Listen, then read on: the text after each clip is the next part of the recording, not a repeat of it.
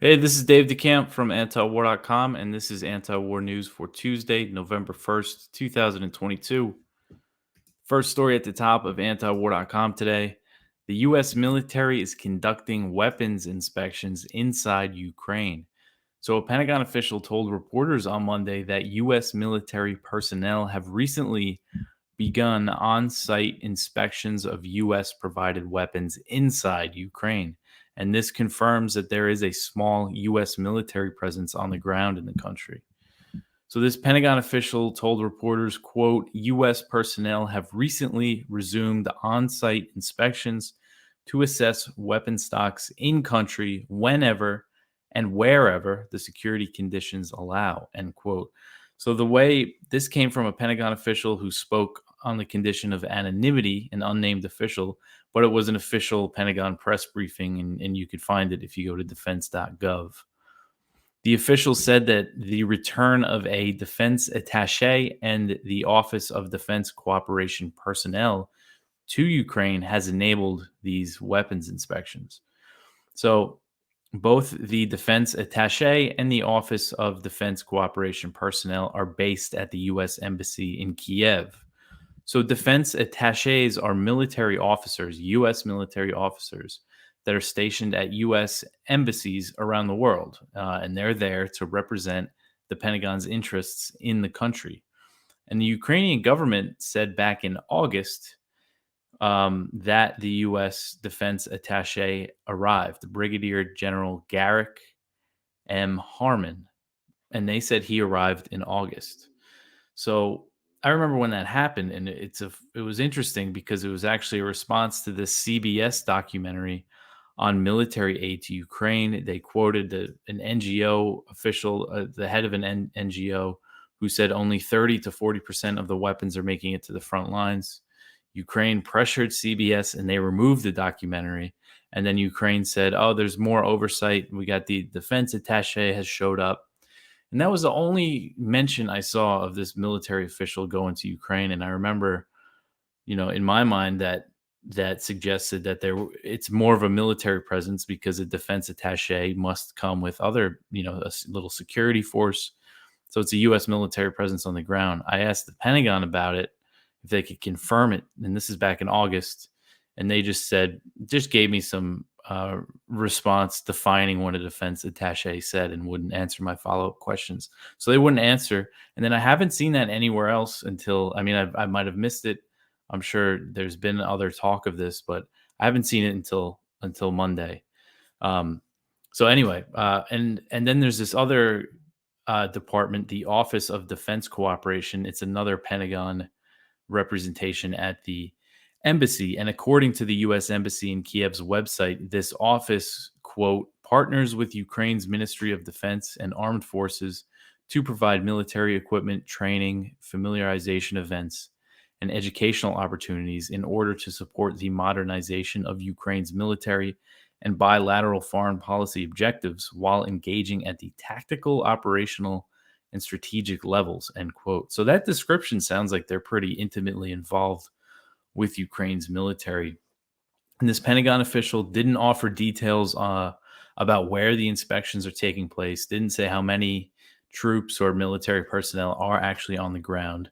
When asked about these details, the official said, quote, in terms of the inspections, I'm not going to get into specific details on locations of where these inspections have taken place, end quote. So, according to the Associated Press, the inspections are part of a broader State Department initiative to ensure that weapons sent to Ukraine don't end up in Russia's hands or on the black market. But there has been virtually no oversight of these weapons up to this point. Tens of billions of dollars worth of weapons that are flooding and pouring into the country. And I'll get more into this in another article. Finnish authorities are saying that criminal gangs are smuggling arms that have been sent to Ukraine. They're ending up in other countries. Surprise, surprise. And the weapons inspectors based at the U.S. Embassy in Kiev is the only U.S. military presence inside Ukraine that has been confirmed by Washington. This is the first confirmed U.S. military presence in Ukraine that I'm aware of. I'm pretty sure that we've seen that's been put out there by the U.S. government.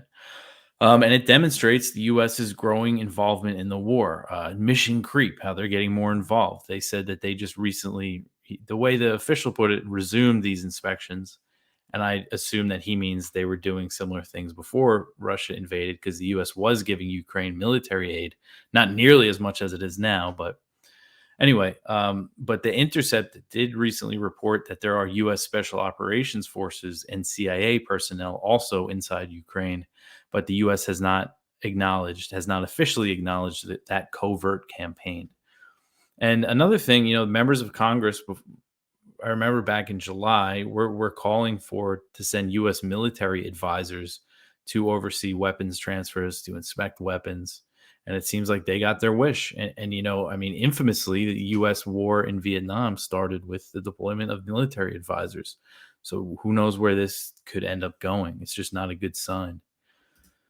All right, the next one. So this is about the arms being sent to Ukraine. Finland's national law enforcement agency, the National Bureau of Investigation, the MBI, has warned that weapons being shipped to Ukraine are ending up in the hands of criminal gangs. So the Finnish broadcaster YLE reported on Sunday that a preliminary investigation conducted by the NBI found that criminals in Finland may have captured military arms sent to Ukraine. So this is Krister Algren. He's a top level official in the MBI. He said, quote, "We've seen signs of these weapons already finding their way to Finland," end quote. And he also said that they've been found in Sweden, Denmark, and the Netherlands, weapons that were being shipped to Ukraine. He didn't specify what type of weapons. I assume, more smaller arms. But you never know. I mean, some of this really heavy equipment they've sent is pretty portable. And then the YLE report, the Finnish report, only mentioned rifles. That was the only type of weapon they mentioned. And he said that the routes for trafficking the weapons from Ukraine were already in place, and said that motorcycle gangs were involved in the activity. He said, quote, "Three of the world's largest motorcycle gangs that are part of larger international organizations are active in Finland. One of these is Bandidos MC, which has a unit in every major Ukrainian city," end quote. So again, there's been virtually no oversight for these weapons that are being poured into Ukraine. Back in April, this was a CNN report, and one of their sources, who they said was briefed on U.S. intelligence, described sending into weapons, said it was like dropping the weapons into a big black hole. Said when they went into Ukraine, we lost sight of them. And then in August, again, that CBS documentary, they quoted the head of an NGO that said only 30 to 40% of the arms were making it to the front lines. And the documentary was quickly retracted after pressure from the Ukrainian government. And then CBS issued an editor's note that said the 30% estimation was based on figures in April. And they say it's gotten better since, but they didn't offer a new estimate. And they said they were going to re-release the documentary. If you click on the link in this article that I wrote, it takes you to an article that I wrote about this documentary when it first came out. And we have linked in that the original documentary that they put out and then took down. People put it up on, I think it's BitChute or Rumble or things like that. The YouTube alternatives have it posted. But Algren, this Finnish official, said that, they're going to have to deal with this influx of arms for years to come. He said, quote, "Ukraine has received a large volume of weapons, and that's good, but we're going to be dealing with these arms for decades and pay the price here," end quote. Yeah, I mean, when you think about all the weapons that they're sending, just, man, the black market that can create, or that it may have already created. All right, the next one here. Ukraine tells the GOP that the U.S. needs to give more than just weapons. So amid talk that a Republican-controlled Congress may not be willing to write a blank check for Ukraine, Kiev's message to the GOP is that they need money to provide money to fund the Ukrainian government on top of the weapons that they need to fight Russia. So Ukrainian officials say that they're not worried that they'll lose military aid if the Republicans take over after the midterms, but they fear economic aid may dry up because they are very reliant right now on keeping the government running, paying everybody, and not having to cut their budget significantly, they're relying on US and other foreign aid. And Ukraine is expecting the US to hand over at least 18 billion to cover its budget deficit for 2023. That's the plan that they drew up for next year, 18 billion.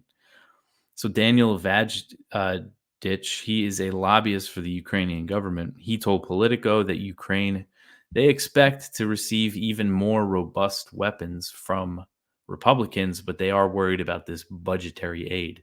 He said, quote, "There's a recognition in Kiev that they're going to have to work with Republicans to help them understand that support for Ukraine can't just be about guns," end quote. He said he expects Congress to pass the budgetary aid needed for 2023 during the lame duck session before the new Congress is sworn in January. But he says that Ukraine will need such support for years to come. You know, NATO's preparing to, they have a 10-year plan to modernize Ukraine's military. They're planning to support this war for years and years. And the Ukraine's saying that involves also paying to fund our government, a notoriously corrupt government. But you don't hear so much about their corruption anymore in the media. According to a report from NBC News, so you have this concern that Republicans might not, as Kevin McCarthy put it, write a blank check for Ukraine, but then all sorts of other Republican leaders. Overall, I think they're not going to have a problem passing Ukraine aid in a GOP controlled House or Senate. But those comments from McCarthy, that has prompted lawmakers in both parties in Congress that they're planning to push through a new massive aid package for Ukraine before January. As this Ukrainian lobbyist said, this is what they're expecting. It could be worth roughly $50 billion to cover the whole year. I bet it might end up being more when everything's said and done. And Nancy Pelosi said recently that they're planning to do this soon. So we're probably going to see a request from the Biden administration for a huge aid package pretty soon. All right. I just want to take a moment now that our fundraiser is over. We are again sponsored by this great book, How the West Brought War to Ukraine by Benjamin Abelow, that goes over the U.S. and NATO provocations post-Cold War that played a role in provoking the war that we see today. And it has a really good lineup of people that have endorsed the book, including Jack Matlock. And it was interesting. He was the Jack F. Matlock Jr. He was the U.S. ambassador to the Soviet Union from 1987 to 1991. So at the end of the Cold War, he was the U.S. ambassador to the Soviet Union. And he just wrote this really important piece for Responsible Statecraft, saying that this war didn't have to happen, and that it probably wouldn't have happened if the U.S. Supported the Minsk Accords and supported a settlement of the Donbass war before Russia invaded. And voices like this are really important, because this isn't just people like me, anti-war, libertarians, that are saying stuff like this. This is a former ambassador to the Soviet Union. And you also have people like George Kennan and even Henry Kissinger. George Kennan has passed away, but when NATO first started expanding, he was really warning against it. And that's all laid out in this book. They want us to forget this history, but we have to keep reminding people of it. And this is the perfect summary of it. And it's $10. I'll put the link in the description. But I mentioned Matlock because in this article, he mentions the book. He says Benjamin Abelow summarized the events in his insightful How the West Brought War to Ukraine. So Matlock said in this article that the war might have been prevented, probably would have been prevented, if Ukraine had been willing to abide by the Minsk agreement, recognize the Donbass as an autonomous entity within Ukraine, avoid NATO military advisors, and pledge not to enter NATO. Nevertheless, what was possible even as late as January 2022 may not be possible now. The Russian annexation of additional territory raises the stakes, but the longer the war continues, the harder it is going to be to avoid the utter destruction of Ukraine. And he's calling for the U.S. to press for a ceasefire in this article that he wrote. But anyway, back to the news. Again, the link will be in the description if you want to buy the book. The next one here, speaking of Ukraine's destruction, Russia launched more strikes on Ukrainian infrastructure after the Crimea drone attack. So on Monday, Russia launched a pretty massive missile barrage across Ukraine, targeting Ukrainian energy infrastructure. According to Ukraine's Prime Minister Denis Shmyhal, the strikes targeted 10 regions across Ukraine and damaged 18 mostly energy related facilities. He said the missile barrage left hundreds of towns and villages without power. In the capital, Kiev, Klitschko, the mayor, he said that 80% of the city's residents were left without water right after the strikes, and 350,000 apartments had no power. Later in the day, some things were restored, but he said that 270,000 apartments remained without power, and still 40% of residents were without running water. According to Southfront and some other sources that I saw, they're saying that these strikes resulted in the largest losses of energy supply throughout the country since the war started, since Russia invaded on February 24th. So these are very significant strikes. And just looking at what the prime minister was saying in earlier strikes like this, it does seem like these ones were more massive than previous ones. And Putin said that the strikes were a response to the drone attack on the Russian Black Sea Fleet in Sevastopol, and hinted that more retaliation could come. So that attack, Russia's defense ministry said 16 aerial drones and unmanned vessels, drone boats, targeted Russian ships in Sevastopol. Ukraine has not taken credit for the attack. They haven't taken credit for any attacks in Crimea, as far as I understand it. And the U.S. has only acknowledged that there were explosions near Russian ships, because sometimes U.S. officials or Ukrainian officials, unnamed, will tell, like the New York Times or something, that Ukraine was behind it. But so far, I've just seen the U.S. say, yeah, it looks like there was explosions when they said there were. But I mean, this is just, again, more destruction of civilian infrastructure, leaving people without power and water as winter is approaching. It's just a really horrible situation for the people in Ukraine. And Russia had previously avoided strikes like this, large-scale coordinated attacks on civilian infrastructure, which is a common tactic of U.S. military operations. And the Russian attacks on this infrastructure like this began after the truck bombing of the Kerch Bridge, which connects the Russian mainland to Crimea. So you see how they respond to attacks in Crimea in a huge way. And the U.S. has said that they support Ukrainian attacks in Crimea, but it's clear that they just lead to major escalation and more destruction. All right. So the next one here, Turkey says that it will work to keep Ukraine's grain moving after Russia suspends deal. So Turkey on Monday said that it was committed to ensuring that grain will keep shipping out of Ukraine's Black Sea ports, despite Moscow saying it would suspend its participation in the export deal. So this is from Erdogan, straight from the Turkish president's mouth. He said, quote, "Even if Russia behaves hesitantly because it didn't receive the same benefits, we will continue decisively our efforts to serve humanity," end quote. So the grain deal was brokered by the UN and Turkey, and it is being overseen by a coordination center in Istanbul. So Turkish officials, after Russia said it was suspending its participation in this agreement, which was again a response to this drone attack, they're saying it was launched from some of the drones traveled in the corridors that were set up for the ships to leave Ukraine, to ship the grain out of these safety corridors that they created under this deal. But Turkey seems to be working pretty hard to get Moscow to change its mind, to reverse course. But the good news is ships still left the Ukraine on Monday. According to Ukrainian officials, 12 ships departed Ukraine, carrying a total of 354,000 tons of grain, which is the most shipped in a single day since it was signed in July. So I guess they saw they could still get out, and a lot of ships started moving when they realized that. And Putin, he said that Moscow was only suspending its participation in the grain deal, not ending it altogether.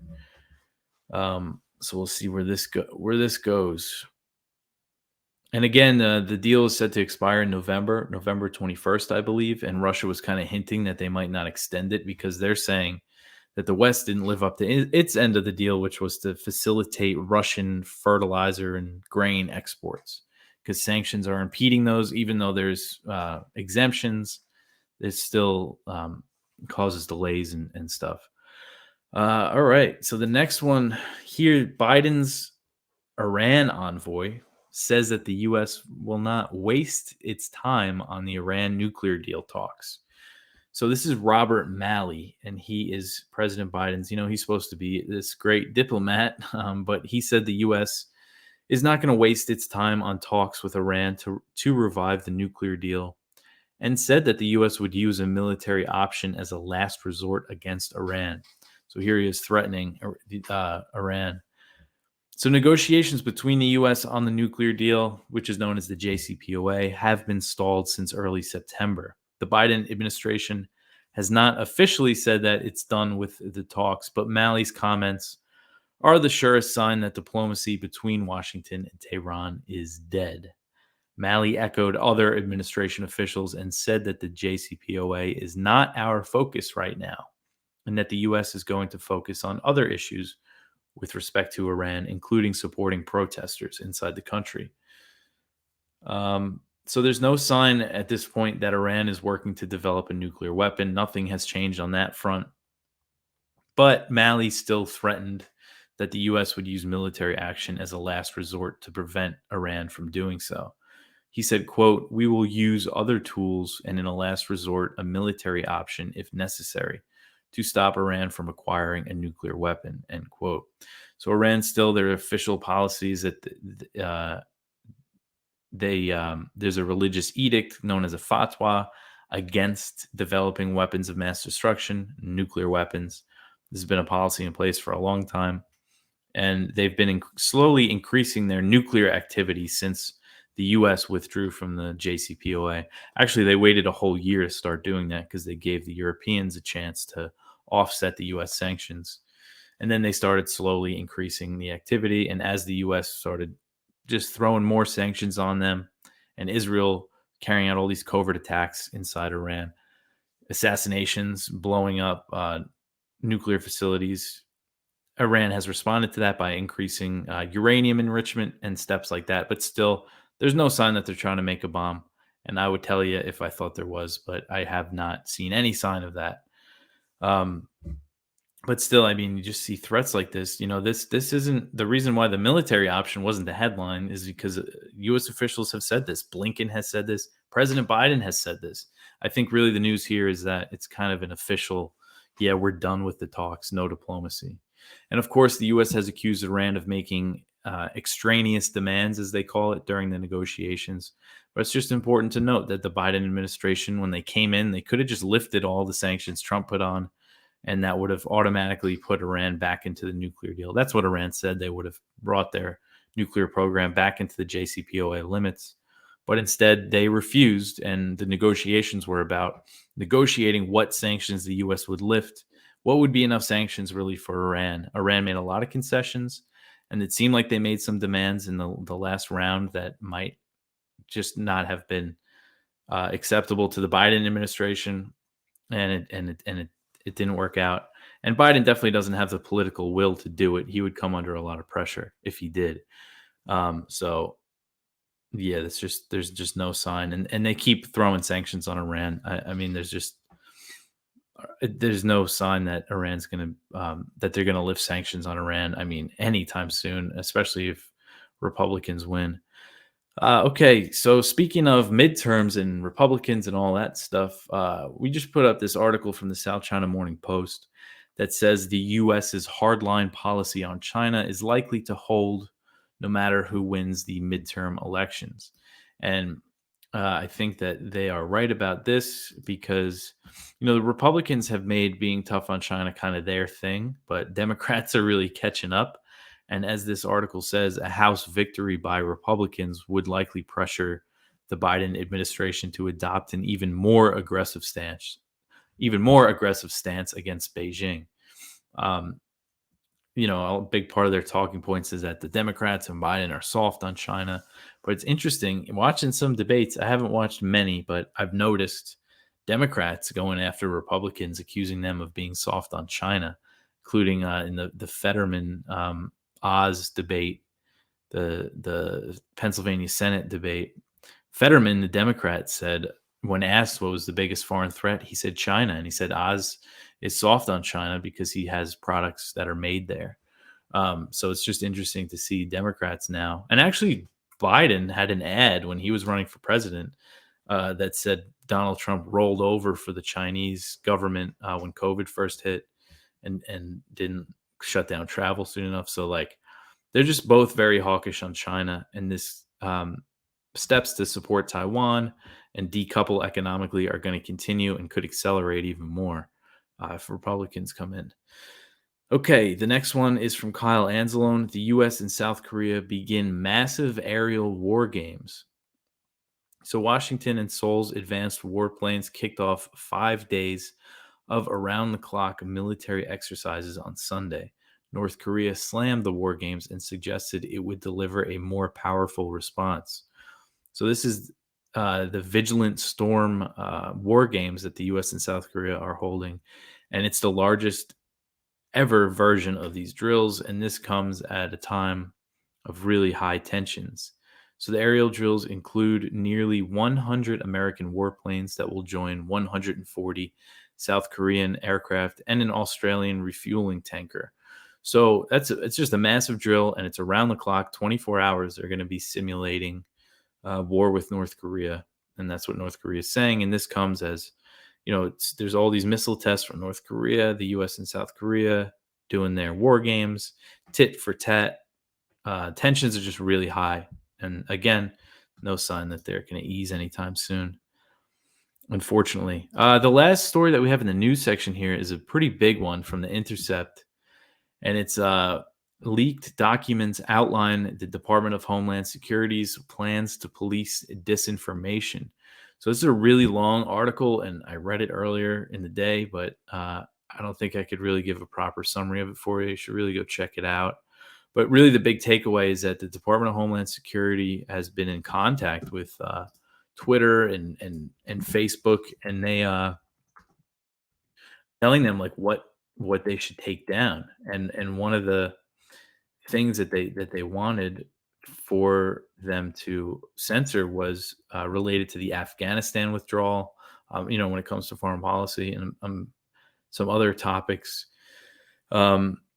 So they acquired emails between DHS officials and Twitter, and they had a process for takedown requests during the period leading up to the November 2020 elections. So it's pretty significant. The collusion, the U.S. government working to suppress speech and with these tech companies. So yeah, you should go check that out. But that's it for the news. And again, we have great viewpoints as always. But I will be back tomorrow with more news. Support the show at antiwar.com/donate. Email the show, news@antiwar.com. You can follow me on Twitter. Subscribe to the YouTube channel, also on Odyssey, Rumble. Download the audio wherever you listen to podcasts. Share it with your friends and all that good stuff. But I'll catch you tomorrow with more news. Thank you for listening.